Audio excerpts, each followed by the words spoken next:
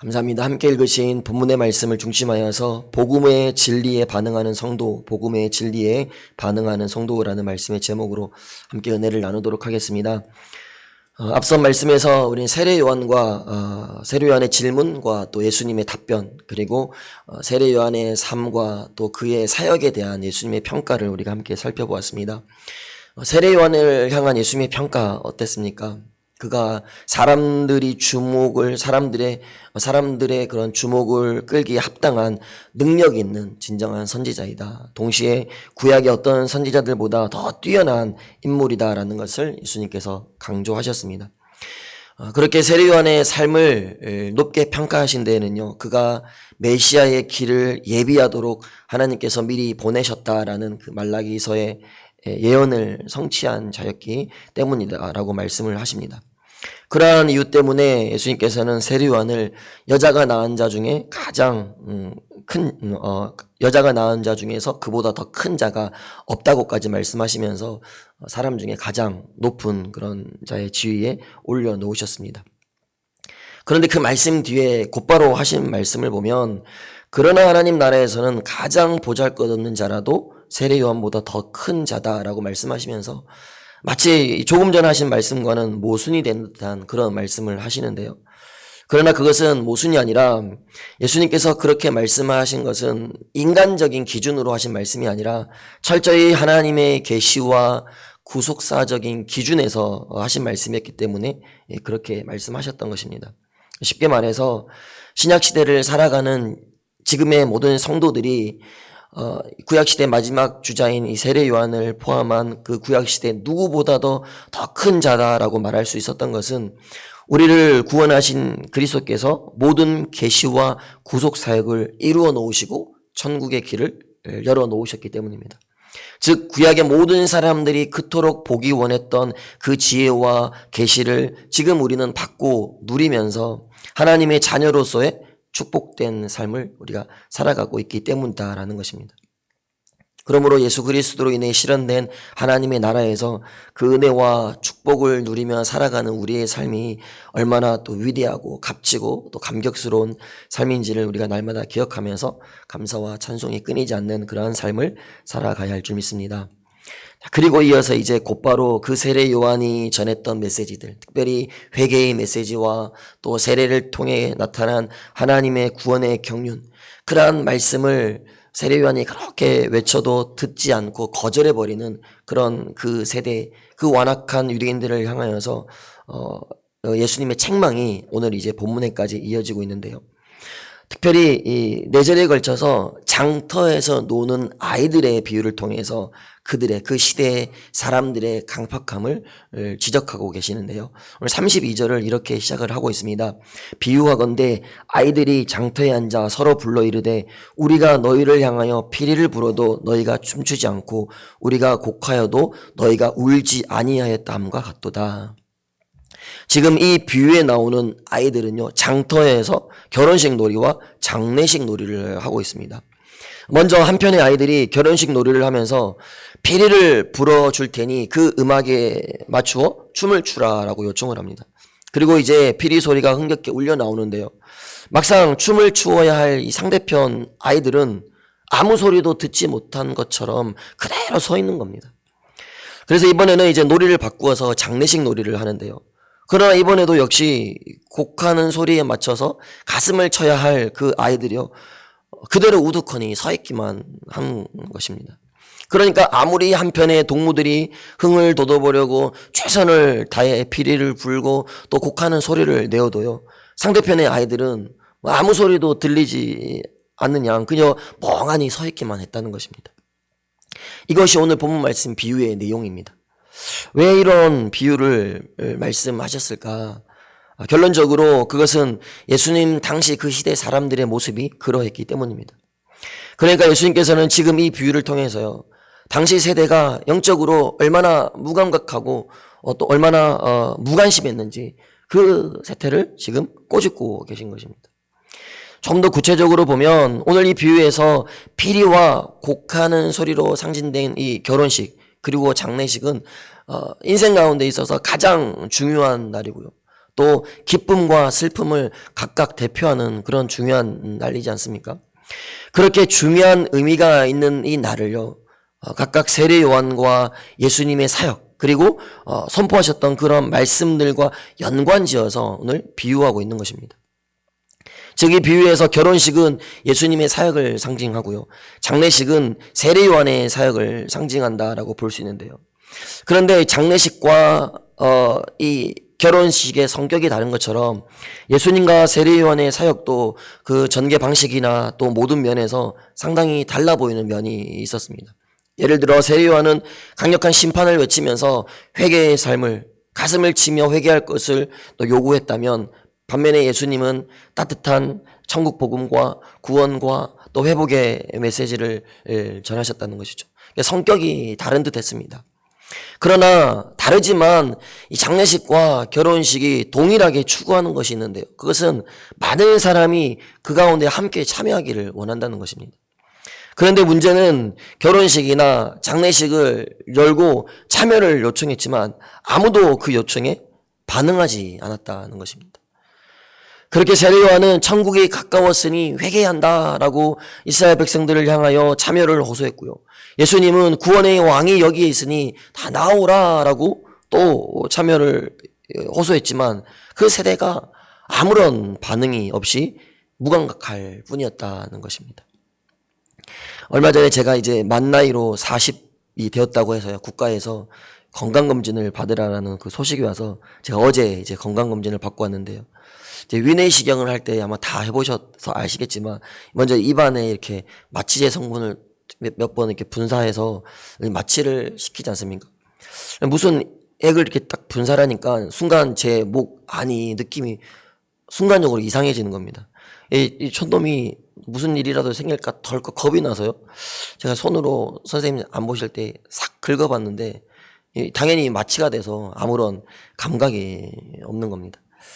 지금 좀 웃긴 비유 같지만 여러분, 이스라엘 백성들의 상태가 그랬다는 거죠. 마치 이 마취제를 온몸과 마음과 그들의 생각에 뿌려놓은 것처럼 마비가 되어서요, 아무리 외쳐도 그들이 무감각하게 반응하지 않더라는 것입니다. 그러면서 오히려 적반하장으로 예수님과 세례 요한을 비난하기까지 이르는데요, 33절에 보니까 세례 요한이 와서 떡도 먹지 아니하며 포도주도 마시지 아니하며 너희 말이 귀신이 들렸다 하더니, 즉 세례 요한이 금욕적인 생활을 하고요, 또 강력한 회개를 외치니까 오히려 이게 너무 극단적인 인사다, 너무 극단적인 금욕주의자다라고 비난하고요, 또 심지어 세례 요한의 행색과 그의 언사를 보면서 귀신 들린 자가 아니냐라고까지 비난했다라는 것입니다. 여러분, 정작 자신들은요, 남들에게 보이기 위해서 자랑 삼아서 금식을 했지만 진실된 마음으로 금욕 생활을 했던 세례 요한을 비난했다라는 것입니다. 그런데 더 황당한 것은 이어지는 34절의 말씀을 보니까요, 인자는 와서 먹고 마시매 너희 말이 보라, 먹기를 탐하고 포도주를 즐기는 사람이요 세리와 죄인의 친구로다 하니. 여러분, 이번에 어떻습니까? 세례 요한과는 정반대로 이제 예수님은 사람들 속으로 들어와서요, 함께 어울리고 먹고 마시니까 이제는 그 예수님을 향하여서 개걸스러운 탐식가다, 술주정뱅이다, 또 죄인들의 친구다라고 손가락질하고 매도하고 조롱하고 배척했다라는 것입니다. 금식을 하면 금식을 한다고 뭐라 하고요, 또 먹으면 먹는다라고 뭐라 하고, 아마 이것은 그냥 무조건 싫었던 것 같습니다. 결국에는 자신들과 같지 않으면 모든 것이 틀렸다라고 말하면서 그야말로 그들이 가지고 있었던 그 독선과 독단과 그 위선의 모습을 그대로 드러내고 있는 것입니다. 이것이 그 세대 사람들의 모습이었다는 것입니다. 하나님의 구원 계획은 갑자기 여러분 게릴라 작전처럼 일어난 것이 아닙니다. 분명히 구약 내내 예고되었고요, 그 구약의 마지막 선지자로 볼 수 있는 이 세례 요한을 통해 공개되었고, 또 예수님께서 친히 그 입술로 선언하기까지 하셨습니다. 그러나 그 시대 사람들은 아무리 피리를 불고 곡하는 소리를 내어도 그 구원의 길을 받아들이지 않았다라는 것입니다. 여러분, 이것이 그 시대 사람들의 모습이었다.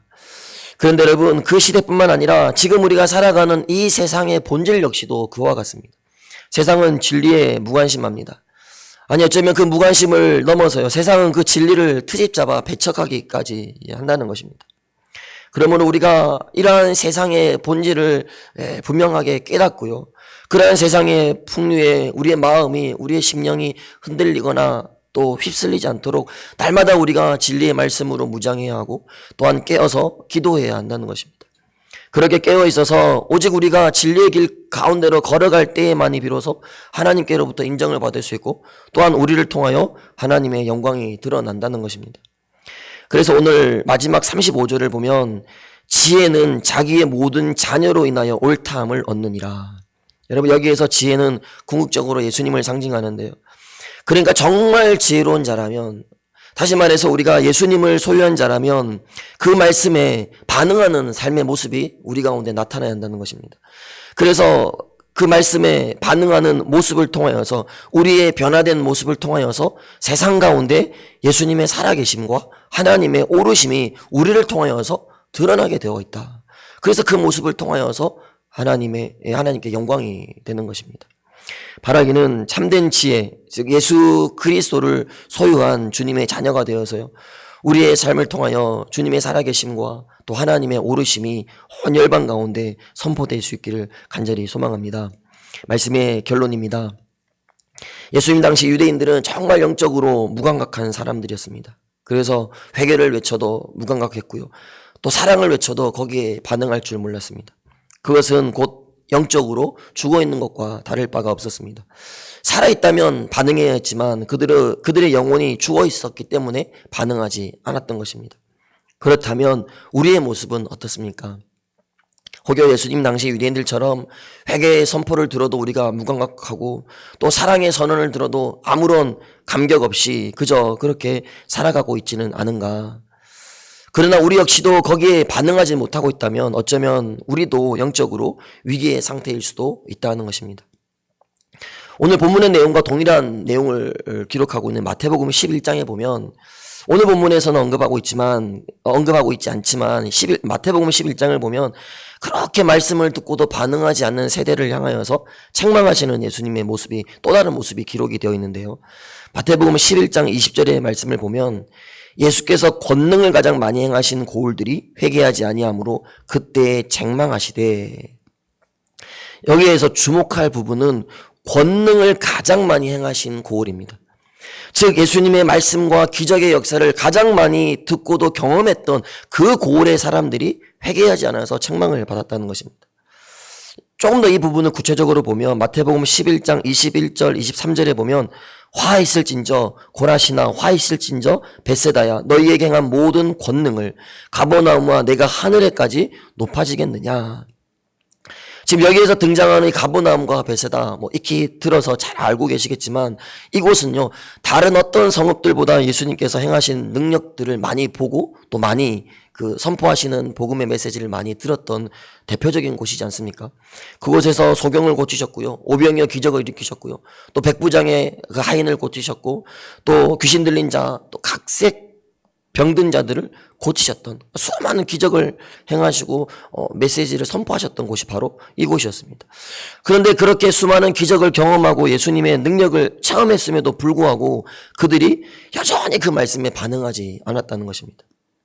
그래서 예수님께서 그 성읍들을 향하여서 너희가 심판 때에는 그 심판의 무게가 소돔 땅보다 더할 것이다 라고까지 예수님께서 그들을 향하여 책망하셨다는 것입니다. 여러분, 이 말씀에 비추어 볼 때 우리 역시도 얼마나 많은 것을 보고 들었습니까?